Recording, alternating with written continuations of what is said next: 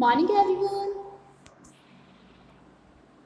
Today we have is exercise of this chapter. So now our first question is the rich source of carbohydrate is. Carbohydrate का rich source क्या हो गया?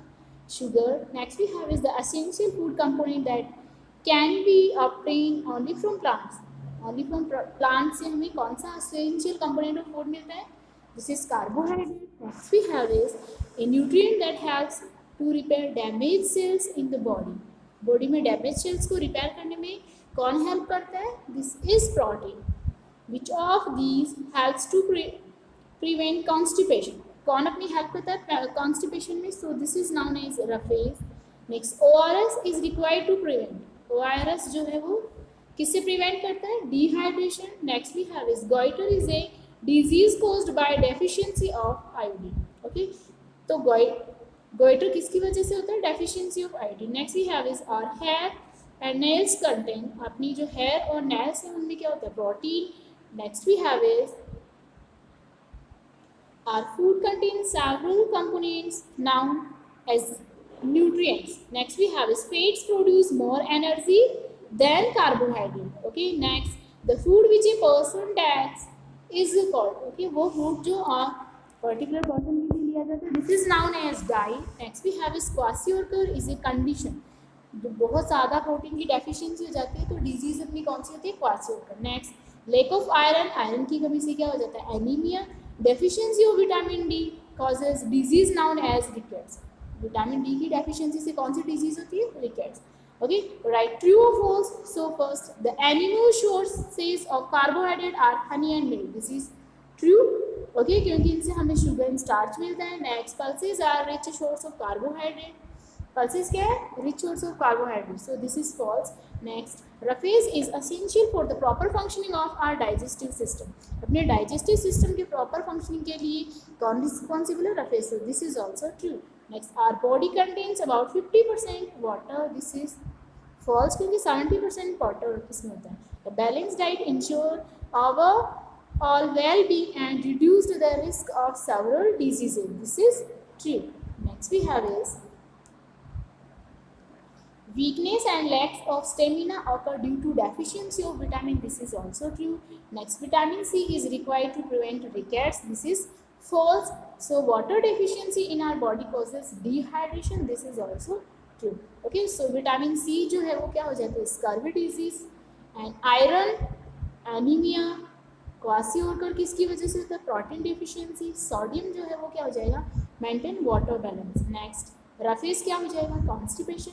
Okay, next we have is one word of the following. So nutrients which supply major energy. जो major energy supply करता है this is carbohydrate. Helps to transport nutrients through the body.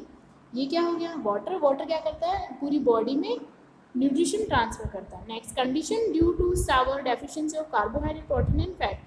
This is known as deficiency disease.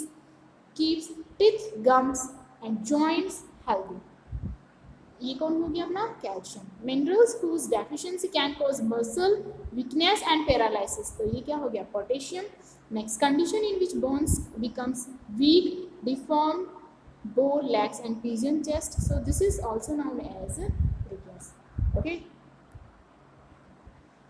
Next we have is a farmer requires a diet rich in. इसमें देखो क्या करना है कि ये सेंटेंस जो है आपको रॉन्ग दिया हुआ, इसको आपको करेक्ट करना है. तो यहाँ पे विटामिन की जगह आप क्या लिख दोगे? कार्बोहाइड्रेट. ओके, पहले आपको रॉन्ग वाला सेंटेंस लिखना है एंड देन आपको राइट जो करेक्ट सेंटेंस है उसको आपको नोट करना है. The presence of sugar in the diet can be stored with iodine solution. ये आपका करेक्ट है तो इसको आप एज इट इज नोट करोगे. Next fats are. तो फैट्स आर ये इतना राइट है. आफ्टर दैट आप ये नहीं लिखोगे, आप क्या लिखोगे? क्योंकि न्यूट्रिएंट्स नहीं है ये, कंपाउंड्स दैट प्रोवाइड एनर्जी. ये ऐसे कंपाउंड है जो एनर्जी प्रोवाइड करता है. Next 70% of water. अपना फैट नहीं बनाता है. क्या बनाता है? वाटर. अपनी बॉडी का 70% part. Vitamins okay have nutritive value. Do not have. Any की जगह आप क्या कर दोगे? Have. Next we have is which nutrients present in the food is the body building substances. Okay, तो body building substances अपने कौन कौन से हो गए? Protein are required for body and body muscles, okay. Repair, ये अपनी क्या करता है, बॉर्म आउट सेल्स को रिपेयर करता है, टिश्यूज को रिपेयर करने का वर्क भी करता है। Next we have is describe the test to detect the presence of carbohydrate in our food, okay। अपने फूड में कार्बोहाइड्रेट की प्रेजेंस को डिस्क्राइब करने के लिए अपने को क्या करना है, टेस्ट करना है। Now as you can see here, to test the presence of starch and sugar and starch का टेस्ट करने के लिए अपन क्या करेंगे, take a small piece of chapati का स्मॉल पीस ऑफ स्लाइस लोगे, ठीक है, या फिर आप ब्रेड भी ले सकते हो। इसको अच्छे से क्रश करना है एंड देन आपको इसमें वाटर ऐड करना है, ओके, और एक सॉल्यूशन बनाना है। अब आपको क्या करना है, कुछ ड्रॉप्स इस वाटर की आपको लेनी है और उसमें आयोडीन सॉल्यूशन आपको मिक्स करना है। फिर आपको देखना है इस सॉल्यूशन का कलर चेंज होता है या नहीं होता है, ठीक है। आप देखोगे कि ब्राउन से इसका जो कलर है वो ब्लू ब्लैक कलर हो जाएगा, और ये जो ब्लू ब्लैक कलर है ये क्या करता है, ये इंडिकेट करता है द प्रेजेंस ऑफ स्टार्च की प्रेजेंस का, ओके। और अनदर टेस्ट ट्यूब में आपको क्या करना है, क्रश द गिवन फूड, इस फूड को क्रश करना है एंड इसका एक सॉल्यूशन बनाना है, इसमें वाटर ऐड करना है, ओके, और इसमें क्या करना है, बेनेडिक्ट सॉल्यूशन ऐड करना है। फिर आप क्या करोगे, इसको हीट दोगे, okay, and the colour change to reddish orange, और इसका कलर जो हो क्या हो जाएगा, रेडिश ऑरेंज चेंज हो जाएगा। This indicates the presence of sugar in the food, और ये क्या करता है, इस फूड में शुगर को इंडिकेट करता है। नेक्स्ट वी हैव इज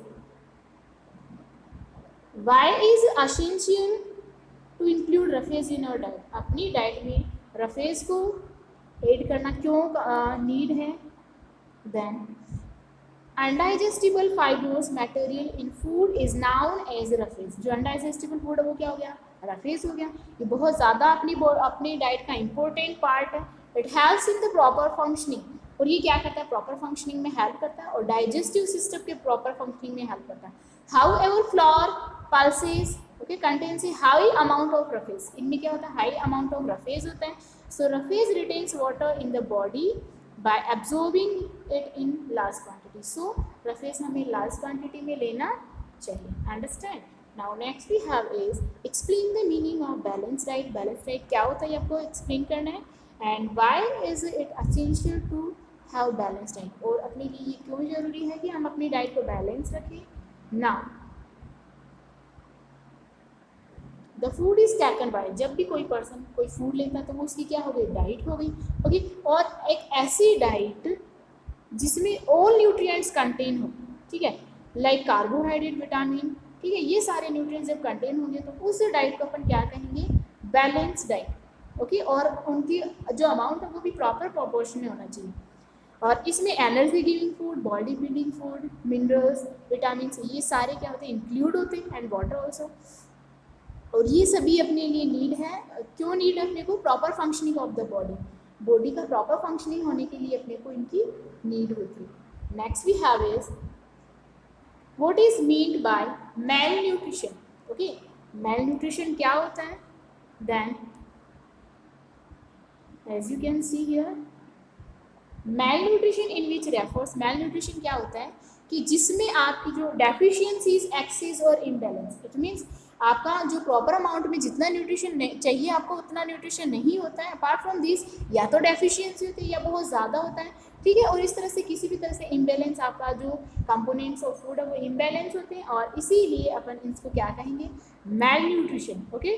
तो इस तरह का फूड जब आप लेते हो तो ये क्या हो गया, मेल न्यूट्रिशन। जब ओवर ईटिंग हो जाती है फूड की तो इससे ओबेसिटी हो सकती है और काफ़ी सारी problems like diabetes, heart, stroke, blood pressure etcetera, ये सारी डिजीज कॉज करती है, understand. Next we have is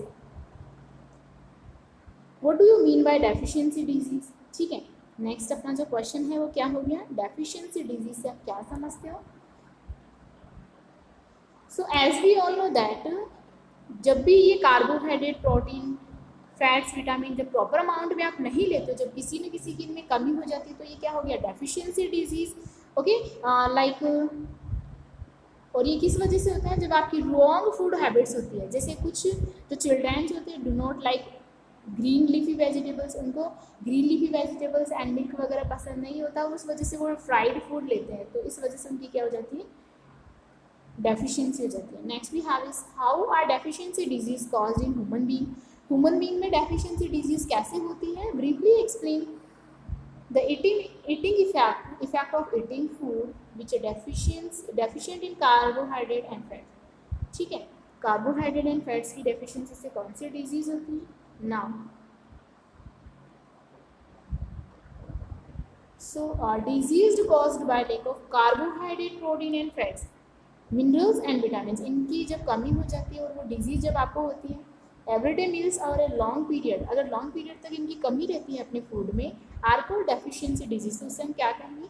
deficiency disease. Such diseases occur due to wrong food habits, और ये डिजीज कैसे होती है? रॉन्ग फूड हैबिट्स होती है, जिसे some children do not like green leafy vegetables, कुछ चिल्ड्रेंस को ग्रीन लीफी वेजिटेबल्स और मिल्क पसंद नहीं होता और इसीलिए वो क्या करते हैं? फ्राइड फूड लेते हैं। ठीक है, तो डेफिशिएंसी डिजीज से सफ़र फिर उनको करना पड़ता है। ठीक है, इसी टाइप से क्या हो गया? कार्बोहाइड्रेट की कमी से कौन सी डिजीज हो जाएगी? Weakness, lack of stamina, ill health and laziness and underweight आपका हो जाएगा, वेट आपका कम हो जाएगा। ठीक है, people who do more physical work, जो लोग बहुत ज़्यादा फिजिकल वर्क करते हैं उनको ज़्यादा कार्बोहाइड्रेट की नीड होती है। Understand? Next we have is write down the functions of following. ठीक है, कैल्शियम, आयरन, इन सभी के फंक्शंस आपको राइट करना है। सो नाउ कैल्शियम का फंक्शन क्या हो गया? Formation of strong teeth, bones and clotting of blood clotting, bones and teeth का फॉर्मेशन करने का वर्क करता है। इसी टाइप से फॉस्फोरस हो गया, ये क्या करता है? बोन्स एंड टीथ का फॉर्मेशन करता है। आयरन क्या करता है? Formation of haemoglobin in red blood cells, red blood cells में हीमोग्लोबिन का फॉर्मेशन करता है। इसी टाइप से आयोडीन अपना क्या हो गया? ये फिजिकल एंड मेंटल ग्रोथ में अपनी हेल्प करता है। So the chapter is completed. I hope you guys understand. Thank you.